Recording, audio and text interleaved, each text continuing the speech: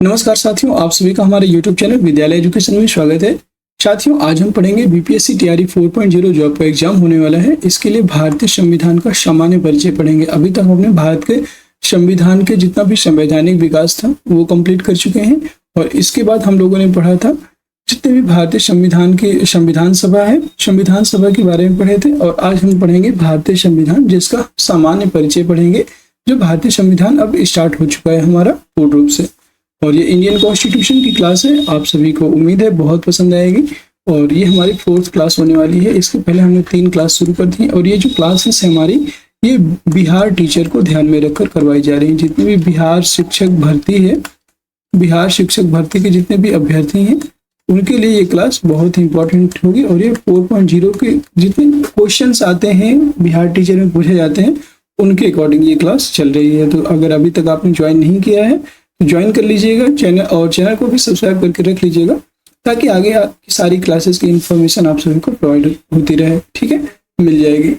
और चलिए शुरू करते हैं आज की इस क्लास को, जो भारतीय संविधान का हमारा सामान्य परिचय है। इसमें आगे की क्या क्या विशेषताएं हैं, क्या क्या बातें हैं, जानेंगे। आप सभी जानते हैं कि भारत का जो संविधान है विश्व का सबसे बड़ा और लिखित संविधान है। भारतीय संविधान विश्व का सबसे बड़ा और लिखित संविधान है, भारतीय संविधान। ठीक है, ये हमारा मेन पॉइंट है इसका, हमारे संविधान का। ठीक है, पहला पॉइंट है कि विश्व का सबसे बड़ा और लिखित संविधान है भारत का। और भारतीय संविधान में कुल कितने मूल भाग हैं? तो भारतीय संविधान में 22 भाग हैं। आप सभी जानते हैं 22 भाग हैं, और इसमें 395 अनुच्छेद है। ये मूल संविधान की बात हो रही है। ठीक है, 22 भाग, 395 अनुच्छेद,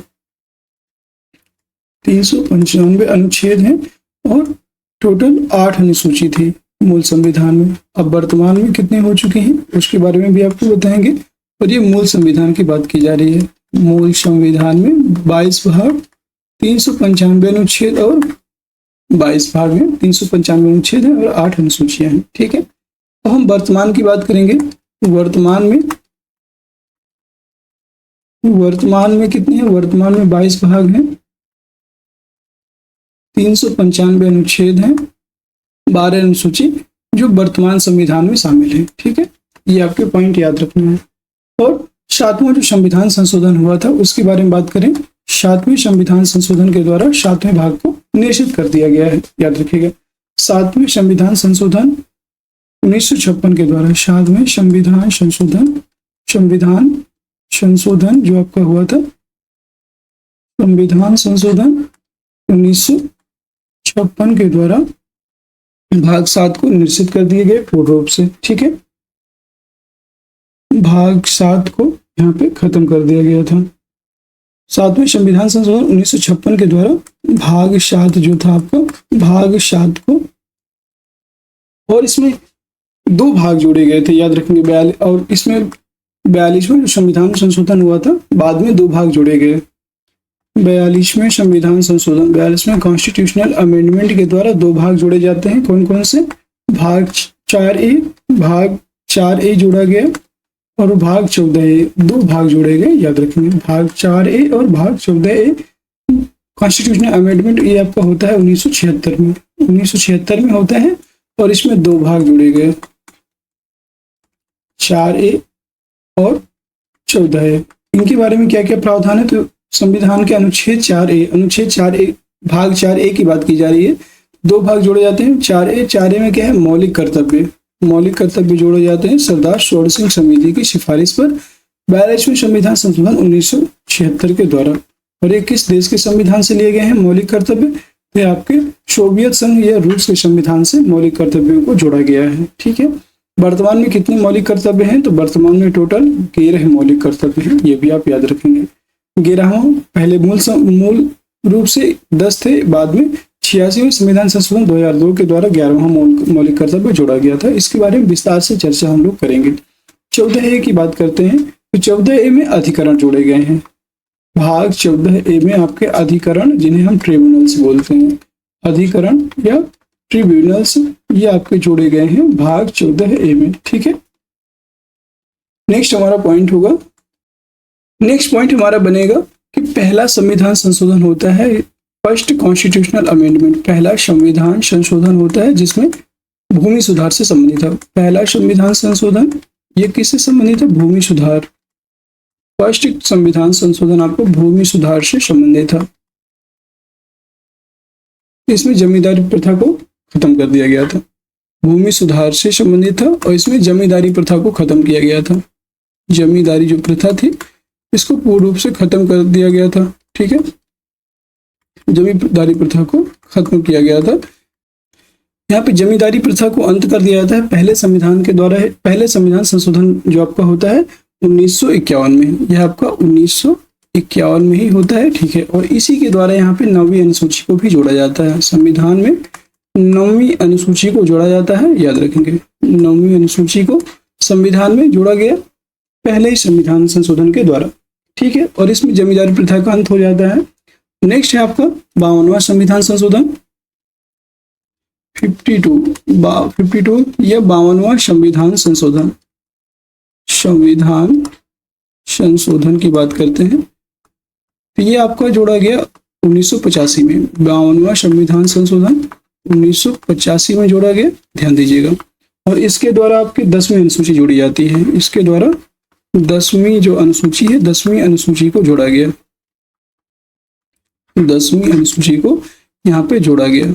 ठीक है, 52वें संविधान संशोधन 1985 के द्वारा 10वीं अनुसूची को जोड़ा गया और इसमें दल बदल से संबंधित प्रावधान से, दल बदल से संबंधित 9वीं अनुसूची में आपका जो है भूमि सुधार से संबंधित थी और जो 52वां संविधान संशोधन था इसके द्वारा 10वीं अनुसूची को जोड़ा गया और इसमें जो 10वीं अनुसूची है इसमें दल बदल से संबंधित प्रावधान है। दल बदल से संबंधित प्रावधान से संबंधित प्रावधान है इसमें अनुसूची 10 में। ठीक है, तो हम बात करेंगे 11वीं 73वां संविधान संशोधन हुआ था। ठीक है, जो मोस्ट इंपॉर्टेंट है उनके बारे में देख लेते हैं। तो 73वां संविधान संशोधन 1992 में होता है और इसके द्वारा 11वीं अनुसूची जोड़ी गई। 11वीं अनुसूची कब जोड़ी जाती है? 11वीं अनुसूची की बात करते हैं। यह 73वें संविधान संशोधन 73 कॉन्स्टिट्यूशनल अमेंडमेंट या 73वां संविधान संशोधन जब आपका होता है 1992 में। 1992 में 73वां संविधान संशोधन होता है और इसमें 11वीं अनुसूची जोड़ी जाती है। याद रखें 11वीं अनुसूची जोड़ी गई 73वें संविधान संशोधन के द्वारा 1992 में। और इसमें क्या प्रावधान किया गया है 11वीं अनुसूची में? 11वीं अनुसूची में आपको पंचायतों से संबंधित है। पंचायतों की शक्तियां पंचायत से संबंधित है, पंचायतों के गठन से संबंधित है। 11वीं अनुसूची पंचायतों के गठन से संबंधित है, गठन से संबंधित है। ठीक है, अब हम बात करेंगे 12वीं अनुसूची की। तो 12वीं अनुसूची आपकी जोड़ी जाती है। 12वीं अनुसूची संविधान में 12वीं अनुसूची आपकी जोड़ी जाती है 1974वां संविधान संशोधन के द्वारा। 74वें संविधान संशोधन के द्वारा 12वीं अनुसूची को जोड़ा गया। 74वां जो संविधान संशोधन है इसके द्वारा ही 12वीं अनुसूची को जोड़ा जाता है। और ये कब जोड़ा जाता है? 1992 में ही। ठीक है, 1992 में ही 74वां संविधान संशोधन होता है और इसमें जो है आपका 12वीं अनुसूची जोड़ी जाती है। ठीक है, और 12वीं अनुसूची से की बात करेंगे तो इसमें नगर पालिका का उल्लेख किया गया है। नगर पालिकाओं का उल्लेख किया गया है, याद रखेंगे नगर पालिकाओं का उल्लेख है आपकी 12वीं अनुसूची में। नेक्स्ट हम बात करेंगे भारत के विभिन्न स्रोत कौन कौन से हैं। भारत के जो संविधान है, संविधान संशोधन के विभिन्न स्रोत, यहाँ पे ध्यान दीजिएगा। भारत के संविधान के विभिन्न स्रोत, भारत के संविधान निर्माण के विभिन्न स्रोत कौन कौन से हैं, मतलब कौन कौन से स्रोत, किस किस देश के सब विभिन्न स्रोत। ठीक है, इसके बारे में बात चर्चा करते हैं। यहाँ पे देखेंगे भारत के संविधान के जो अधिकतर प्रावधान है भारत शासन अधिनियम 1935 से लिए गए थे। जो अधिकतर प्रावधान की बात करेंगे तो ये आपके भारत शासन अधिनियम 1935 से सबसे अधिक लिए गए।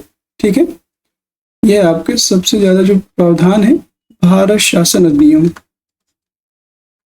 भारत शासन अधिनियम 1935 के द्वारा लिए गए हैं।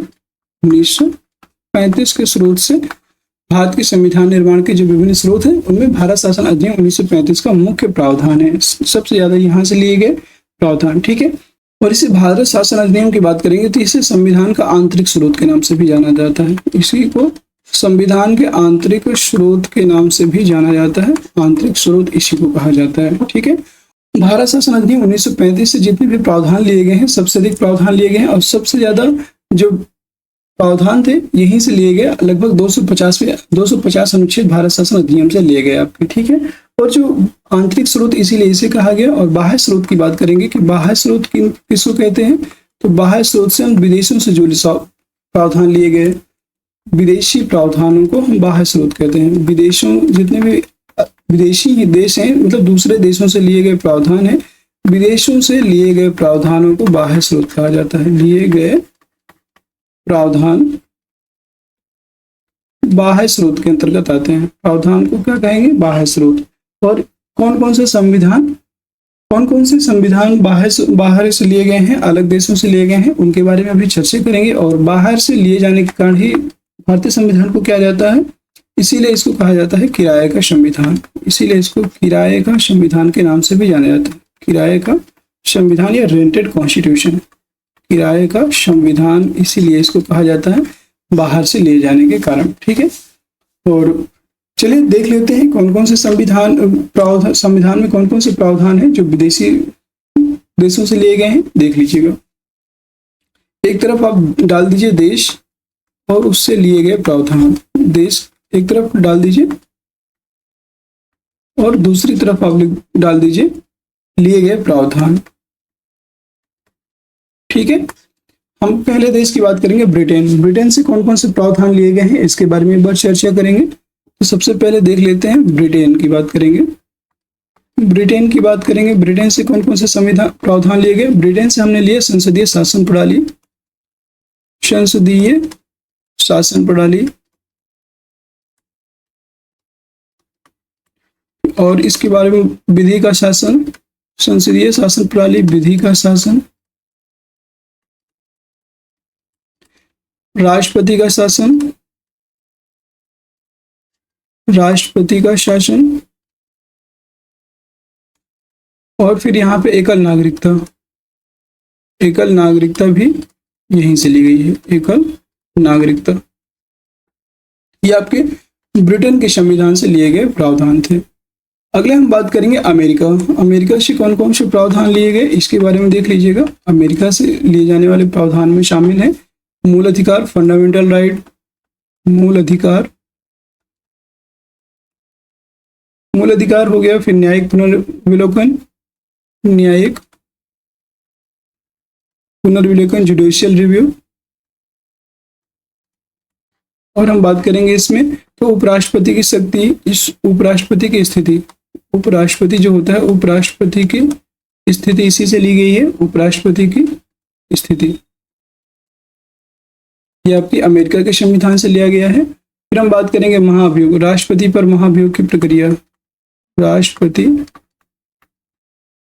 पर महाभियोग की प्रक्रिया, महाभियोग यहीं से लिया गया है, महाभियोग। और संविधान की सर्वोच्चता भी यहीं से लिया गया है, याद रखेंगे। संविधान की सर्वोच्चता ये भी आपका अमेरिका के संविधान से लिया गया है, ठीक है। वो हम बात करेंगे कनाडा के संविधान से क्या क्या लिया गया। कनाडा की बात करें, कनाडा के संविधान से आपका लिया गया है सरकार का अर्ध संघात्मक स्वरूप। यहाँ पे अर्ध संघात्मक स्वरूप यहाँ से लिया गया है, संघात्मक स्वरूप ये आपका कनाडा के संविधान से लिया गया है, अर्ध संघात्मक स्वरूप।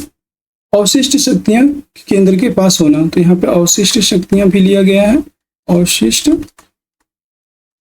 शक्तियां ये आपके कनाडा के संविधान से ली गई हैं। फिर आपका शक्ति का विभाजन, जो अवशिष्ट शक्तियां हैं यहाँ पे शक्ति का विभाजन भी यहाँ से लिया गया है। तो अवशिष्ट शक्तियों का विभाजन केंद्र के पास होगा। फिर राज्यपाल की नियुक्ति भी यहाँ से लिया गया है कनाडा के संविधान से, राज्यपाल की नियुक्ति। ये बहुत प्रमुख हैं, आपसे बार बार एग्जाम में पूछे जाते हैं। फिर है आपका सुप्रीम कोर्ट का परामर्शी न्याय निर्णय, मतलब सुप्रीम कोर्ट की सलाहकारी जो शक्ति है, सुप्रीम कोर्ट की परामर्शी न्याय निर्णय, न्याय निर्णय ये आपका कनाडा के संविधान से लिया गया है। ठीक है, अब हम बात करेंगे आयरलैंड के संविधान से क्या क्या लिया गया है। आयरलैंड, आयरलैंड के संविधान की बात करेंगे। आयरलैंड के संविधान से आपको क्या क्या लिया गया है, तो यहाँ पे डीपीएसपी, राज्य के नीति निदेशक तत्व, तो डीपीएसपी लिए गए हैं। ठीक है, राज्य के नीति निदेशक तत्व तो आयरलैंड के संविधान से लिए गए हैं। फिर राष्ट्रपति द्वारा राज्यसभा में मनोनयन, राष्ट्रपति के द्वारा, राष्ट्रपति द्वारा राज्यसभा में मनोनयन, राज्यसभा में मनोनयन की प्रक्रिया यहां से ली गई है, मनोनयन की प्रक्रिया। इसके बाद और बात करेंगे आयरलैंड में, तो यहाँ पे राष्ट्रपति का निर्वाचन संबंधी प्रक्रिया, राष्ट्रपति का निर्वाचन भी यहां से लिया गया है, राष्ट्रपति का निर्वाचन प्रक्रिया, निर्वाचन की प्रक्रिया भी यहीं से ली गई है। और हम बात करेंगे दक्षिण अफ्रीका, दक्षिण अफ्रीका के संविधान से क्या क्या लिया गया है। दक्षिण अफ्रीका के संविधान से बात करेंगे, दक्षिण अफ्रीका के संविधान से लिया गया है संविधान संशोधन की प्रक्रिया, संविधान संशोधन की प्रक्रिया, संविधान संशोधन की जो प्रक्रिया है ये दक्षिण अफ्रीका के संविधान से लिया गया है। ठीक है, नेक्स्ट हम बात करेंगे राज्यसभा सदस्यों का के निर्वाचन की प्रक्रिया।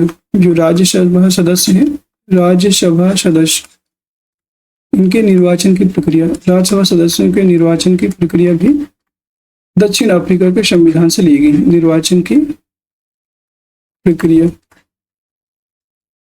अगला हम बात करेंगे ऑस्ट्रेलिया के संविधान से क्या क्या प्रावधान किए गए हैं। ऑस्ट्रेलिया, ऑस्ट्रेलिया की, ठीक है, ऑस्ट्रेलिया के संविधान से क्या क्या लिया गया है इसके बारे में एक बार देख लीजिएगा। तो यहाँ से लिया गया है समवर्ती सूची का प्रावधान, अर्थात समवर्ती सूची ली गई है, समवर्ती सूची यहाँ से लिया गया है, ध्यान दीजिएगा। ऑस्ट्रेलिया के संविधान से समवर्ती सूची लिया गया है, समवर्ती सूची इसका प्रावधान है। फिर हम बात करेंगे संसद के दोनों सदनों की संयुक्त बैठक, दोनों सदनों की संयुक्त बैठक की, दोनों सदनों की संयुक्त बैठक का प्रावधान यहाँ से लिया गया है, संयुक्त बैठक, ये आपका ऑस्ट्रेलिया के संविधान से लिया गया है। अब हम बात करेंगे फ्रांस के संविधान से कौन कौन सी चीजें ली गई हैं। फ्रांस, फ्रांस के संविधान की बात कर लेते हैं, तो यहाँ से आपका लिया गया है गणतंत्रात्मक व्यवस्था, गणतंत्रात्मक व्यवस्था, ये आपके फ्रांस के संविधान से लिया गया है। फिर हम बात करेंगे स्वतंत्रता समानता, स्वतंत्रता समानता, स्वतंत्रता समानता तथा बंधुत्व का सिद्धांत या बंधुता तथा बंधुता यहीं से ली गई है। ठीक है, स्वतंत्रता समानता तथा बंधुता का जो सिद्धांत है ये आपको फ्रांस के संविधान से ही लिया गया है। ठीक है, अब हम बात करते हैं जर्मनी, जर्मनी के संविधान से क्या क्या लिया गया है। जर्मनी, यहाँ से लिया गया है आपातकालीन शक्तियां आपातकाल के दौरान मूल अधिकारों का निलंबन, ये बहुत इंपॉर्टेंट है। आपातकाल के दौरान मूल अधिकारों का निलंबन या आपातकालीन शक्तियां, आपातकाल के दौरान मूल अधिकारों का निलंबन, मूल अधिकारों का निलंबन, ये आपको जर्मनी के संविधान से लिया गया है। ठीक है, फिर हम बात करेंगे सोवियत रूस, सोवियत रूस या सोवियत संघ डाल सकते हैं। ठीक है, सोवियत संघ जिसे वर्तमान में रूस के नाम से जाना जाता है, और यहाँ से हम लोगों ने मौलिक कर्तव्य लिए थे, यहाँ से लिए गए हैं मौलिक कर्तव्य, मौलिक कर्तव्य यहाँ से लिए गए हैं प्रस्तावना में वर्णित आर्थिक, सामाजिक तथा राजनीतिक न्याय, जो प्रस्तावना में वर्णित है मौलिक कर्तव्य। फिर है प्रस्तावना, प्रस्तावना में वर्णित तीन प्रकार के जो न्याय हैं ये यहीं से लिए गए हैं, याद रखें। वर्णित न्याय कौन कौन से न्याय हैं? सामाजिक, धार्मिक, सामाजिक और राजनीतिक, आर्थिक। तीन प्रकार के न्याय हैं, सामाजिक, ये सभी याद कर लीजिएगा, बहुत इंपॉर्टेंट है। सामाजिक हो गया, आर्थिक हो गया और राजनीतिक न्याय, इनका उल्लेख आपके संविधान की प्रस्तावना में है। सामाजिक, आर्थिक और राजनीतिक न्याय, ये सभी सोवियत रूस या सोवियत संघ के संविधान से लिया गया है, राजनीतिक न्याय। ठीक है, नेक्स्ट हम बात करेंगे जापान। जापान के संविधान से क्या क्या प्रावधान किए गए? जापान की बात करें, यहाँ से ले गए हैं विधि द्वारा स्थापित प्रक्रिया। सिर्फ एक ही प्रावधान लिया गया है, विधि द्वारा स्थापित प्रक्रिया। विधि द्वारा स्थापित प्रक्रिया, यह आपके जापान के संविधान से लिया गया है। ठीक है, प्रोसीजर स्टैब्लिश बाय लॉ, ये इसका विधि द्वारा स्थापित प्रक्रिया, यह आपके जापान के संविधान से ली गई प्रक्रिया है। ठीक है, अब हम बात करते हैं भारत के संविधान। देखिए यहाँ पे जितने भी प्रावधान थे, जितने भी इंपॉर्टेंट देश थे, वो सभी यहाँ पे कवर हो गए। और अब हम बात करते हैं भारत के संविधान की नम्यता और अनम्यता के बीच लक्षण को प्रदर्शित करता है। जो भारत का संविधान है, यह आपका नेक्स्ट पॉइंट यहाँ पे बनेगा। भारत का संविधान नम्यता और अनम्यता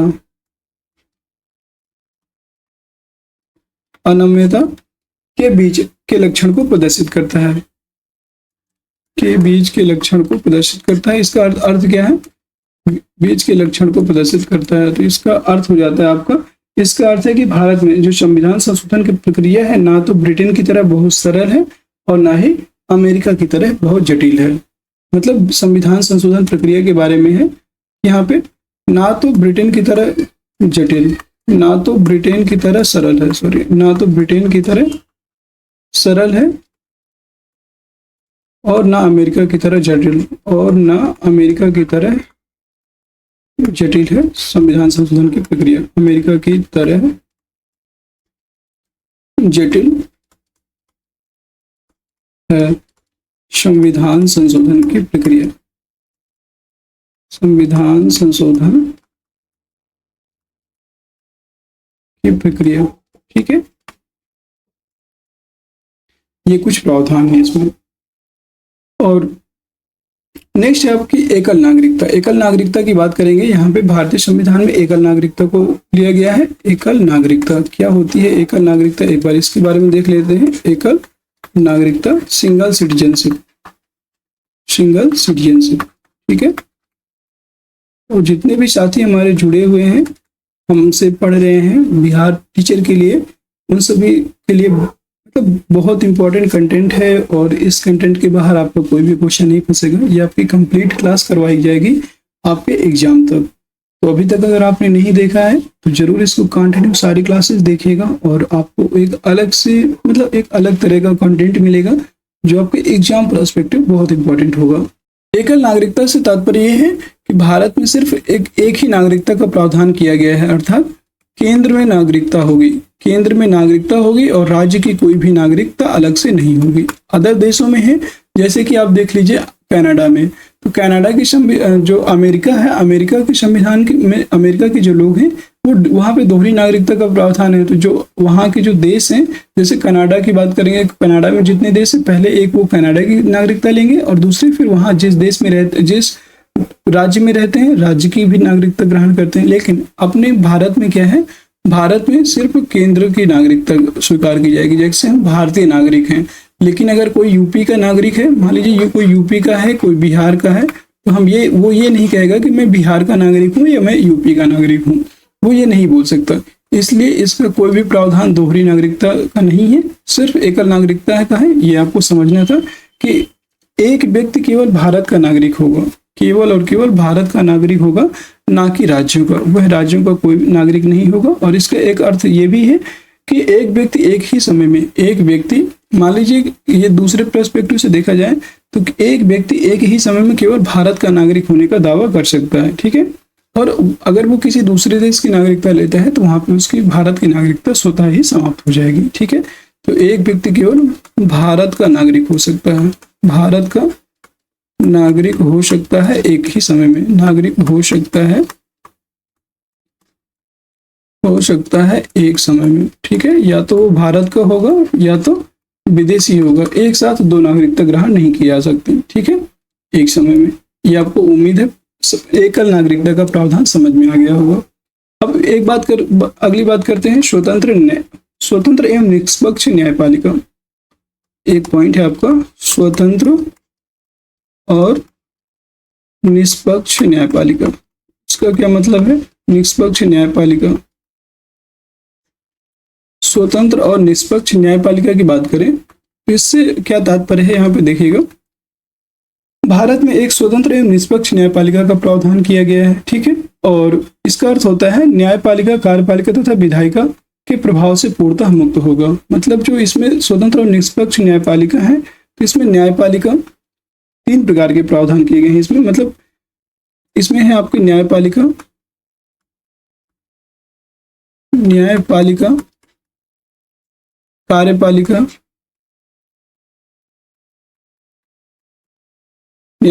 कार्यपालिका, और आपकी है यहाँ पे विधायिका। और अब बात करेंगे विधायिका, ठीक है। लेकिन ये तीनों एक दूसरे से कार्य के आधार पर स्वतंत्र हैं। न्यायपालिका हो गई, कार्यपालिका हो गई और विधायिका हो गई, तीन की बात करेंगे। यह जो है एक दूसरे के प्रभाव से पूर्णतः क्या है? मुक्त हैं। ये पूर्ण रूप से मुक्त होंगे, पूर्णतः मुक्त हैं, ठीक है। और ये इसकी विशेषता है। यहाँ पे स्वतंत्र और निष्पक्ष रूप से न्यायपालिका का प्रावधान किया गया है। मतलब न्यायपालिका के कार्यों में विधायिका कोई भी हस्तक्षेप नहीं करेगा, कार्यपालिका के कार्यों में न्यायपालिका कोई हस्तक्षेप नहीं करेगा और ना ही विधायिका कोई हस्तक्षेप करेगा। दोनों अपने कार्यों के लिए यहाँ पे पूर्ण रूप से स्वतंत्र हैं। इसी को स्वतंत्र और निष्पक्ष न्यायपालिका का नाम दिया गया है, ठीक है। नेक्स्ट है आपका मूल अधिकार, राज्य के नीति निर्देशक तत्व तथा मौलिक कर्तव्य भारतीय संविधान में वर्णित हैं, आप सभी को पता है। और यहाँ पे त्रिस्तरीय पंचायती राज व्यवस्था का उल्लेख किया गया है, ये भी आपको पता है। भारतीय संविधान में त्रिस्तरीय पंचायती राज व्यवस्था का उल्लेख किया गया है, ठीक है। और आपातकालीन उपबंध के बारे में एक बार बात कर लेते हैं कि क्या है आपातकालीन उपबंध, ठीक है। और इसके बाद ये हमारा अंतिम टॉपिक होगा आज की क्लास का, आपातकालीन उपबंध। यहाँ से क्वेश्चन बहुत बार पूछा गया है, इसलिए एक बार देख लेते हैं क्या है आपातकालीन उपबंध के बारे में प्रावधान। आपातकालीन उपबंध आज हम जो है बेसिक से पढ़ रहे हैं एकदम। मतलब आज हमारा एक तरह से संविधान का परिचय है, संविधान में क्या क्या वर्णित है और कितने भाग हैं, इन सारे हम लोगों ने बातें की। और अब हम पढ़ेंगे आपातकालीन उपबंध।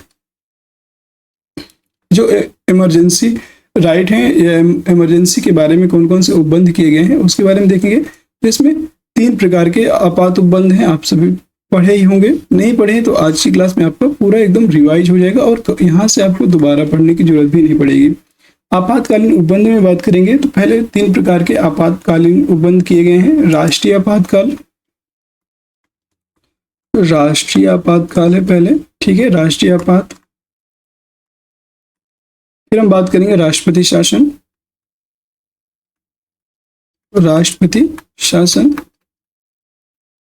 फिर अगला है वित्तीय आपातकाल, वित्तीय आपातकाल, ठीक है। याद रखेंगे ये 3 प्रकार के आपातकालीन उपबंध हैं।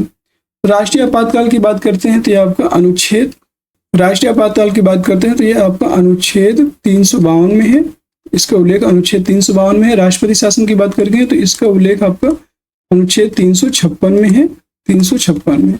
और वित्तीय आपातकाल की बात करेंगे इसका उल्लेख है आपका अनुच्छेद 360, अनुच्छेद 360 में इसका उल्लेख किया गया है, ठीक है। उम्मीद है यहाँ तक आपको समझ में आ चुका होगा। अब राष्ट्रीय आपातकाल क्या होता है इसके बारे में एक बार देख लीजिएगा, राष्ट्रीय आपातकाल, ठीक है। और यहाँ से क्वेश्चन बार बार पूछता है राष्ट्रीय आपातकाल से, इसके बारे में देख लीजिएगा। राष्ट्रीय आपातकाल के बारे में बात करेंगे तो युद्ध की स्थिति में, युद्ध की स्थिति में आपके कौन कौन से अनुच्छेद, मतलब कौन कौन से आपके मूल अधिकार वैसे के वैसे बने रहेंगे, ये कौन कौन से मूल अधिकार आपके नहीं बदले जाएंगे, ये उनमें कोई भी परिवर्तन नहीं किया जाएगा, वो वैसे ही लागू रहेंगे। तो ये है आपके युद्ध की स्थिति में आर्टिकल 20 और 21, अनुच्छेद 20 और 21 आपके एज इट इज वैसे ही रहेंगे, उन्हें निलंबित नहीं किया जाएगा। 20-21 आर्टिकल को निलंबित नहीं किया जाएगा। फिर अब दूसरा बनता है बाह्य आक्रमण। बाह्य आक्रमण, युद्ध जैसी बाह्य आक्रमण हो गया मान लीजिए, तो यहाँ पे क्या होगा, यहाँ पे भी 20-21 बना रहेगा, यहाँ पे भी 20-21 आपका बना रहेगा। अनुच्छेद 20 और 21 कभी भी नहीं जाएगा। फिर यहाँ पे सशस्त्र विद्रोह, सशस्त्र विद्रोह तीसरा है। इसमें सशस्त्र विद्रोह की बात करेंगे तो इसमें, और सशस्त्र विद्रोह से संबंधित क्या है, आंतरिक अशांति। इसी को क्या कहते हैं, आंतरिक अशांति। मान लीजिए कि सेना ने विद्रोह कर दिया या आंतरिक अशांति, इसी को क्या बोलेंगे, सशस्त्र विद्रोह। ठीक है। और इसमें कौन कौन से सशस्त्र विद्रोह के समय कौन कौन से अनुच्छेद आपके या कौन कौन से उपबंध लागू रहेंगे, तो इसमें अनुच्छेद 19, 20 और 21, अनुच्छेद 19, 20 और 21 इसमें शामिल रहेंगे, याद रखिएगा। और ये किस में शामिल किया गया है, 44वें संविधान संशोधन के द्वारा। 44th कॉन्स्टिट्यूशनल अमेंडमेंट जो है हुआ था 1978 में। इसमें यह प्रावधान किया गया कि 19, 20 और 21 आंतरिक अशांति भी रहेगी, सशस्त्र विद्रोह होगा, तो यहाँ पे आपके 19, 20 अधिकार जो आपके मूल अधिकार हैं 19, 20 और 21 ये आपके वैसे ही लागू रहेंगे। ठीक है। ये था कुछ आपातकालीन उपबंध के बारे में एक फ्लो चार्ट जो आपको उम्मीद है कि समझ में आया होगा। आपातकालीन उपबंध, राष्ट्रीय आपातकाल अनुच्छेद 352 में है, राष्ट्रपति शासन 356 में है, वित्तीय आपातकाल आपका 360 में है। और वित्तीय आपातकाल आप अभी तक एक भी बार लागू नहीं हुआ, एक भी बार लागू नहीं किया गया, एक भी बार लागू नहीं हुआ। ठीक है, यह आपका एक भी बार लागू नहीं हुआ अभी तक। राष्ट्रीय आपातकाल और राष्ट्रपति शासन ये कई बार लगाए जा चुके हैं। सर्वाधिक बार आपका उत्तर प्रदेश में लगा है, 10 बार, याद रखेंगे। सर्वाधिक बार राष्ट्रपति शासन जो है ये आपका उत्तर प्रदेश में लगाया गया है। ठीक है। और आज की क्लास आपकी यहीं पे समाप्त होती है। कैसी लगी आज की क्लास कमेंट सेक्शन में जरूर बताइएगा। और इस क्लास का जो पीडीएफ है, पीडीएफ आपको टेलीग्राम चैनल में मिल जाएगा, वहां से इसको ज्वाइन कर लीजिएगा। टेलीग्राम चैनल का लिंक आपको इसी वीडियो के डिस्क्रिप्शन में दिया हुआ है, वहां से इसको आप ज्वाइन कर लीजिएगा। कैसी लगी आज की हमारी बिहार टीचर के एग्जाम की पॉलिटी की क्लास कमेंट सेक्शन के माध्यम से बताइएगा। और अगर क्लास पसंद आई हो तो क्लास को एक बार सभी लोग जितने भी साथी हैं लाइक कर दीजिए, शेयर कर दीजिए और चैनल को सब्सक्राइब जरूर कर लीजिएगा। ये आपकी पूरी की पूरी क्लास फ्री है और फ्री ऑफ कॉस्ट, इसका कोई भी चार्ज नहीं होगा, ना तो पीडीएफ का, फुल क्लास फ्री है। तो इसका एंजॉय कीजिए और इसको ज़्यादा से ज़्यादा अपने दोस्तों को भी शेयर कीजिएगा ताकि उनको भी इसका लाभ मिल सके। फिर मिलते हैं किसी नेक्स्ट क्लास में, तब तक के लिए जय हिंद, जय भारत। आप सभी का दिन शुभ हो।